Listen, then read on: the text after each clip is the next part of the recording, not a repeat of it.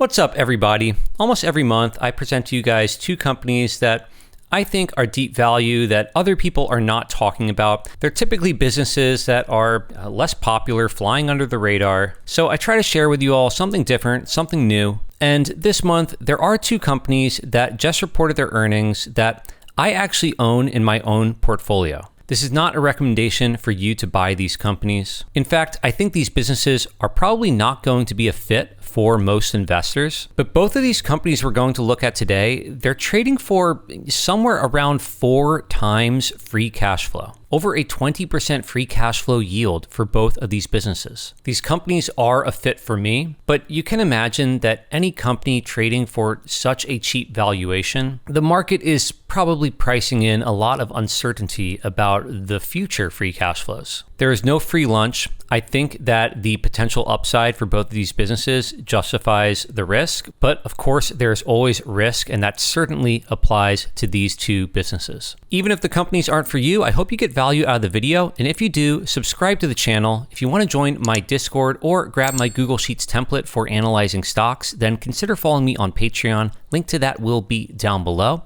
Now, let's get into it. And the first company we're going to talk about is Crescent Energy, and they are an oil and gas producer. So I'm not going to give my whole thesis on oil and natural gas in this video. Maybe I'll link you to a past video where I just outlined my broader thesis on natural gas. But overall, I'm pretty bullish on energy. Of course, there's a lot of headlines around oil right now with everything going on in the Middle East. Oil prices have really been a roller coaster this year. I can't predict where oil prices will be in the future. If I had to take a guess, looking out over the next 5 years, I would imagine there is more upside risk to the oil price than there is downside risk. But of course, I can't know. As far as natural gas prices, I think natural gas right now is cheap. I think demand is going to go up, not just from AI data centers and their energy sources, which inevitably are going to have to come a lot from natural gas, but also from more and more LNG exports. All in all, I'd be kind of surprised if natural gas prices 5 to 10 years out from now in North America aren't a decent amount higher than they are today. So that is the context I have when looking at the sector. Crescent Energy can do fine without a significant change in prices, but I just want you to know if you have a different view on oil and natural gas, then obviously that could affect your opinion on this investment.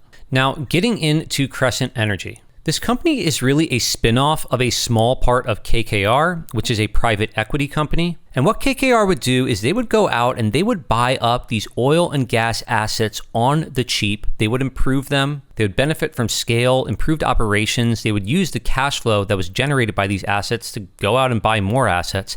And in fact, that's literally why I own Crescent Energy stock. See, I used to own Vital Energy. Vital Energy was an oil producer down in Texas, and I talked about them on the channel about a year ago. They were absolutely dirt cheap. They weren't a great operator. They weren't a low-cost operator or the most efficient. They had a decent amount of debt. But if you were just looking at enterprise value to barrel of flowing oil or just a free cash flow yield at even, $60 to $70 oil, they were just absurdly cheap. And it turns out that's what Crescent Energy thought as well. Because as luck would have it, just a couple of days after I made that video on Vital Energy, it was announced that Crescent was buying the company. So Vital was bought out in a stock transaction, and my shares of Vital Energy were converted into shares of Crescent Energy. The conversion, I believe, took place in mid-December. So I got Crescent shares in my account at a little under $9 a share, I believe, and I could have just sold them right then and there for a decent profit. I was in fact frustrated at the time that Vital agreed to sell for what I felt like was such a cheap price. Crescent got such a good deal here, so I started looking into Crescent. And the more I looked at it, the more I liked the company. They're well run. They say they have a track record of buying assets, making them better, focusing on cash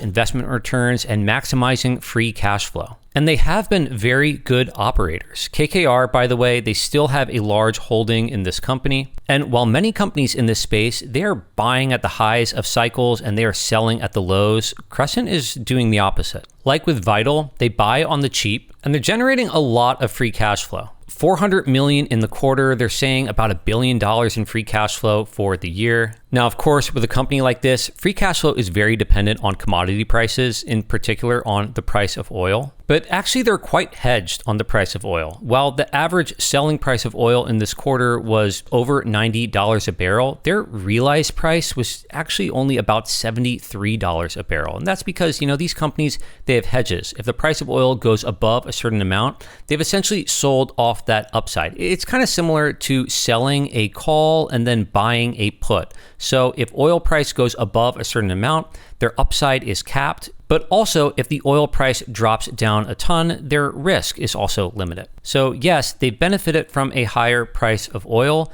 but really, this company doesn't need, oil to explode or, even be $80 a barrel for the company to perform extremely well. Operationally, their execution is great. Production is better than they thought. Expenses are lower than they thought. And as far as that Vital Energy acquisition goes, they said, okay, when we bought it, we thought we were going to make maybe about $100 million in synergies. Now, we've captured closer to $200 million in synergies, and we think that might be more like $300 million going forward. We've improved operations even more than we thought. The free cash flow here is better than we thought. Again, 25% free cash flow yield right now on Crescent Energy, and that's with a $73 realized oil price in the last quarter. So they didn't even really fully benefit from this explosion in oil. They pay out a small but decent dividend. They're going to use this cash flow to also deleverage the balance sheet a bit. They delevered it a little in the quarter. They also say, of course, that they're still looking at accretive M&A. Frankly, now with oil prices higher and the value of a lot of oil assets having gone up, I hope they don't overpay for anything. They have shown discipline in the past. And the bottom line for why I like this company, I think they're well run. Their operating expenses per barrel of oil, pretty good. Their debt is a bit high right now. They acquired all the debt from Vital Energy when they bought them out. So, right now, roughly $5 billion in debt. I'm okay with that simply because the value of the assets and the cash flow that they got were so good. And they are talking about delevering going forward. To give you a sense of operational performance, they just compare here the well costs for the legacy Vital Energy wells to how they're running them now. As I said before, Vital Energy, they were not a low-cost operator. They've lowered the well cost by about $200 a foot, and now, they're in line with essentially, you see here Diamondback, here's Occidental Petroleum, here's Devon. Their costs are roughly in line now with operators who have even more scale than they have. I don't feel like this business should trade at the discount it does to its peers. If you want energy exposure, you have a well-run business that I think is cheap, whether you look at, enterprise value to barrel flowing oil or, whether you look at the potential for future free cash flow. And the balance sheet, I think, is acceptable. So personally, I'm happy to keep holding Crescent Energy. I like having some exposure to energy in my portfolio, but again, if oil and gas, if you don't have a bullish view on the sector or you just want to stay away, then the company's probably not for you, and that's totally fine. I'm not trying to convince anyone to buy this. And the second company that we're going to talk about is one that I've mentioned on the channel before because I've held this stock now for about 3 years, and it's Global Ship Lease. The stock has been more than a double while we've been holding it. They've been paying out an excellent dividend, and in spite of the stock price going up so much, they are still trading at only about 4 times earnings. That's not a misprint, just 4 times earnings for this really very simple business. This company just owns container ships, big ships like this here, and they lease these ships out to the big transportation companies. Think like Maersk, Hapag-Lloyd, Zim, and these leases will often be, a year, 2 years, 3 years. So they have quite good visibility into what their future cash flow is going to look like. In fact, almost every earnings call from this company is the same. They simply say, we made a lot of cash. We made as much cash as we told you that we were going to make with our charters. Our ships are already fully booked out for the rest of this year. 90% of revenue days covered for the entirety of 2027 as well. So you can pretty accurately forecast what the cash flow of this company is going to look like. And just in the first half of this year, they've made $5 in earnings per share. So roughly $10 in earnings per share for the year, again, for a business that is trading for a little over $40. And they've been using all the cash they've been printing to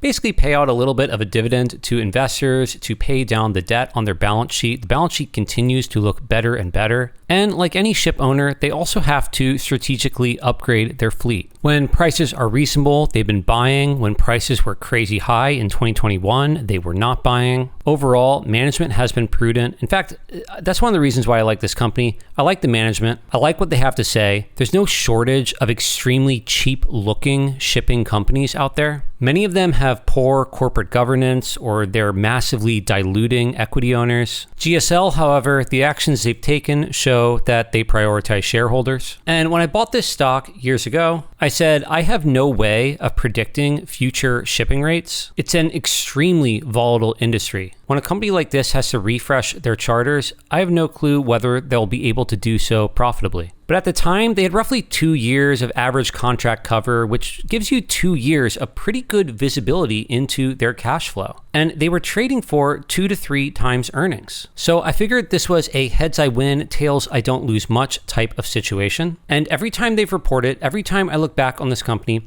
I still don't really see any reason to sell. They're specializing in these smaller container ships that a lot of the big liners, they don't want to own. They'd rather just have the flexibility of leasing these ships. Also, with all the conflicts going on in the world around the Middle East with China, tariff situation, all the geopolitical uncertainty is actually normally a tailwind for shipping. Tariffs and conflict lead to inefficiency in trade. That leads to more container miles, and that's bullish here. So geopolitical uncertainty, I don't really see as a risk. The increasing supply of container ships, that is a risk. However, most of the growth in the container ship fleet, it's been these massive ships. And the smaller segment that GSL is focusing on, it's not nearly as competitive. The bottom line here is you have a company with a very simple business model that is telling you we have years of contract cover. We are going to be printing cash. You look at their balance sheet here,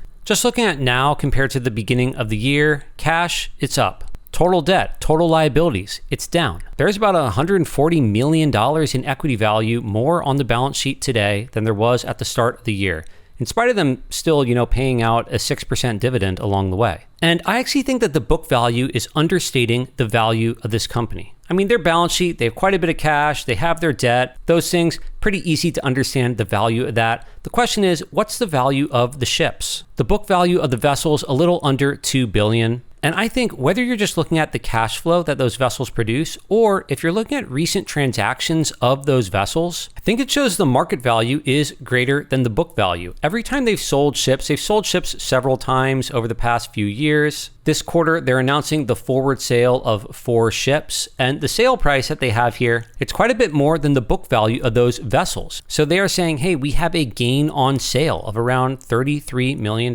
here. Their vessels are always selling for more than they are being held for on their books. I'd argue the tangible book value of this company of, a little under $2 billion, that's underestimating the total value of the business. But even still, if you just said, hey, I think that this business should trade for, roughly tangible book value. Tangible book value would imply, about $53 a share. The stock still has 25% more upside just to get to tangible book value, which I think is conservative. Now, a year ago when we looked at this business, I think I said, I don't see why I would sell for less than tangible book. At the time, tangible book was maybe $40 to $45 a share, and the share price was 30 something. Now, share price is up to 42. Tangible book has increased to, 53-ish dollars. I still don't see why I should sell today. I should mention they're adding 15 ships. This was a pretty big announcement. So they have 15 new builds that they're going to be taking ownership of in several years. Those are going to be delivered, 2028, 2029, 2030. And these new builds, they already have charters attached, meaning they've already leased these ships out well in advance. They have average charter durations of 7 years. Effectively, even though they purchased these ships for about $1.3 billion, they think just with the charters that we have about $1 billion in EBITDA that we're going to get. So we're going to get 75-ish% of the value out of these ships that typically, might live for 25 to 30 years. We're going to get 75% of the value out in 7 years. So as far as what I'm doing with my position in Global Ship Lease, this isn't advice for you to buy or sell this company, but I'm doing nothing with my shares here. I'm happy to just continue holding Global Ship Lease. Even though the price has run up, and even though shipping is extremely cyclical, I think this is a company with a strong balance sheet, with strong visibility of cash flow,